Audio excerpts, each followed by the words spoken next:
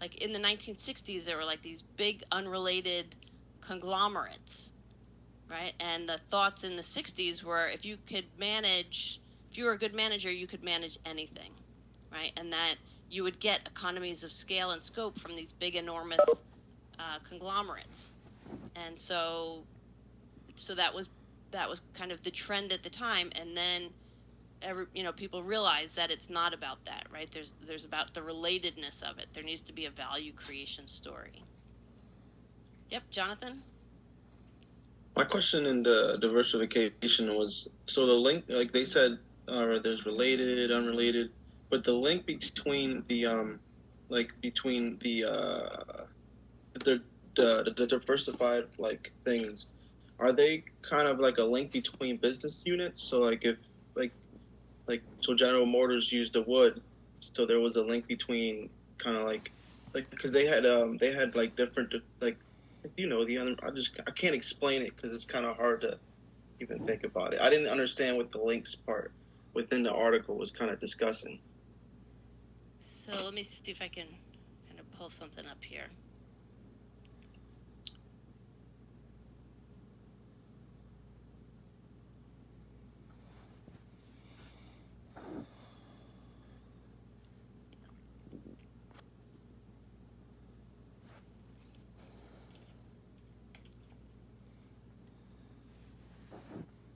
So,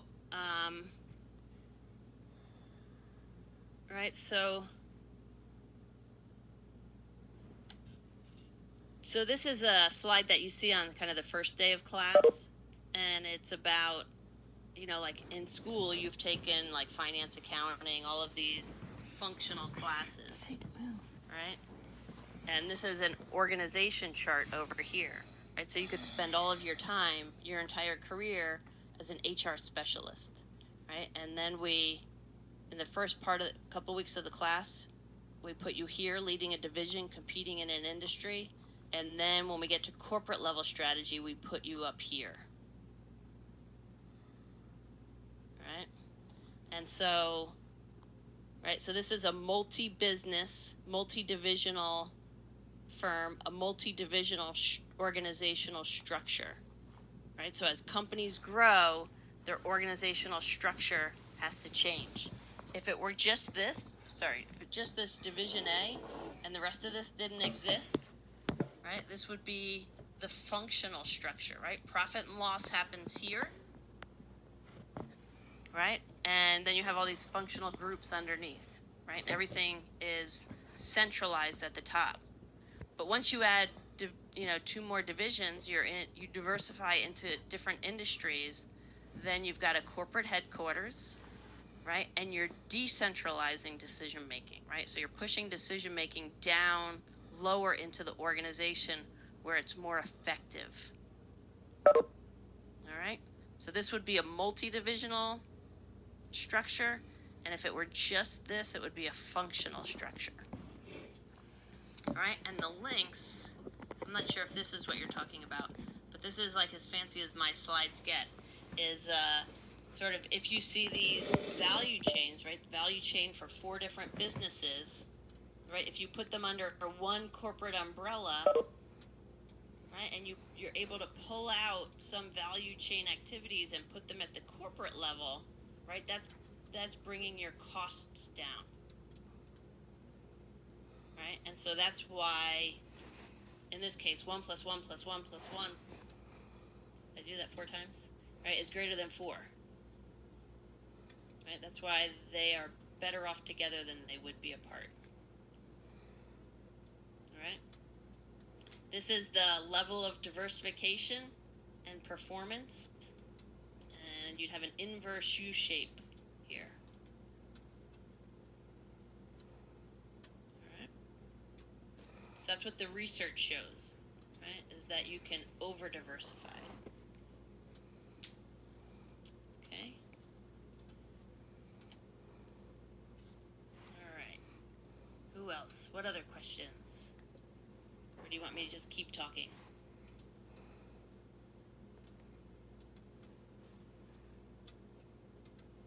All right.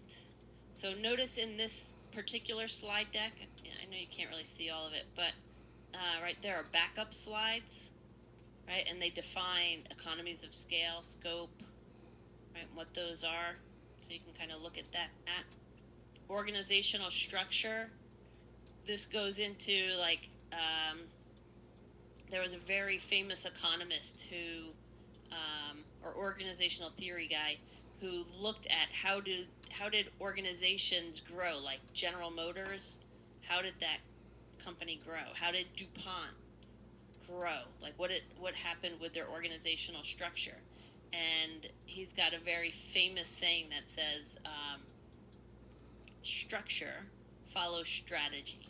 So as you change your strategy, you need your structure to be changed to match that strategy. And so kind of in this slide deck and things that I cover in this class are kind of like this, you're a small little entrepreneur and, it's just this kind of ad hoc organization. But as you're more successful, right, it becomes more difficult to coordinate. And so then so it's a good problem to have, right, because you've been successful. And so generally they tend to go to these functional structures, right? So that's engineering, production, accounting, right? Those are the that would be functional, right? Just below, so that's what we're talking about, just below the top level, right? What does that look like? It's a functional level, right? And then as a company grows and is more successful, then it turns into a multi-divisional structure, which I just showed you the chart for that.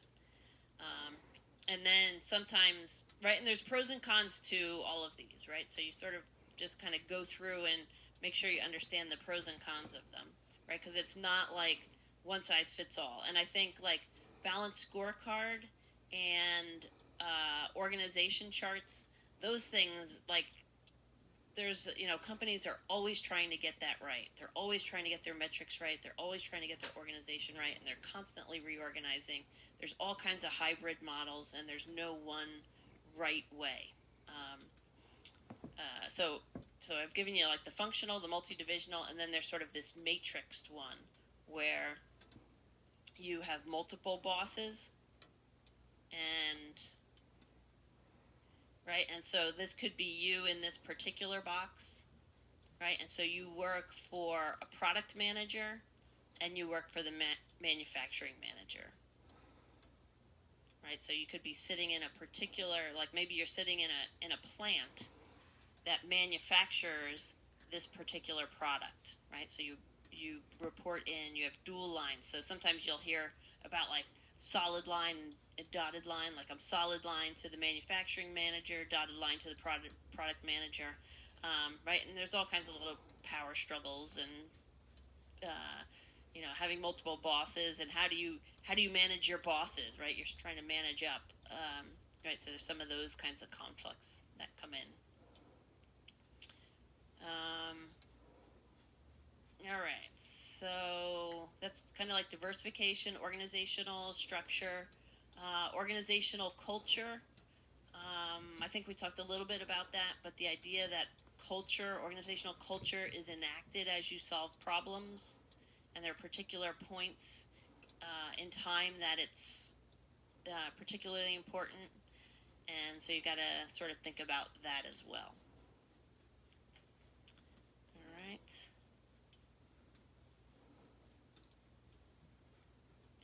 Okay. Governance, international strategy. So let me just see if this is you guys, right? Right, so everybody, I'm going to pull it up from your slides just so that you know that all the slides are here, right? Is that you kind of come down here. We looked at these. I'll do international strategy next. And this is, because this is the one that,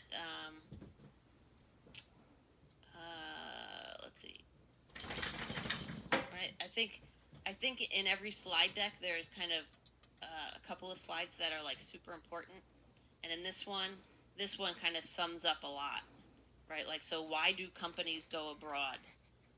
So, like, once you've kind of outgrown your area, like if you started a business in Philly, I don't think she's gone out all day. Right, you're going to expand. I literally just realized I never took her out around dinner. Baltimore, so you expand your territory, right? So that's one reason you might go abroad. Getting more economies of scale, right? You can produce more. You can learn about new markets. And then there are kind of like those locational comparative advantages. No, oh my god, like I realized so like 10 minutes ago. Labor costs or something like that. These are the modes of entry, right? So the Lincoln Electric team talked about these three here, right? And they talked a little bit about exporting as well, right? Like why you wouldn't want to export because the welding equipment the transportation costs are way too high. But then there are these three, like what are the different strategies that you might have for going abroad? And so this one talks about like, is there a need to integrate across the globe? And do you need to be responsive to the local needs? So if you don't need to integrate, but you need to be super responsive, then you have this multi-domestic strategy. So you could imagine like maybe every country in Europe, or you're in half the countries in Europe and you need to really tailor things to that particular market. You're going to decentralize decision making out to those markets, to the managers in those markets. You're going to decentralize profit and loss responsibility, like they're responsible for delivering on blah blah blah in their particular markets, and they're able to kind of like tailor the product, tailor the way that you deliver the product to that particular market. All right. The flip side is you don't need any of that responsiveness, but you do need integration, in which case you have a very centralized, I'm going to export out, right? I have one product, or I have my set of products, and that can just get shipped to many different areas. And the middle one here, this transnational, like this is the hardest to do, but it has a big reward. And I think at the end of last class I said I was going to ask you which strategy McDonald's had, and we would say it has this transnational strategy. So anywhere you go, you see the golden arches, you see McDonald's, right? There's something that comes to mind, but once you go inside, the food's going to be different based on where you are. The atmosphere might be different based on where you are. It kind of has a different internal look to it. So those are kind of the big things for international strategies, and just some of the risks that are involved in that. All right, and then here, like down here, you'll see a lot of the slides, kind of the backup slides for it.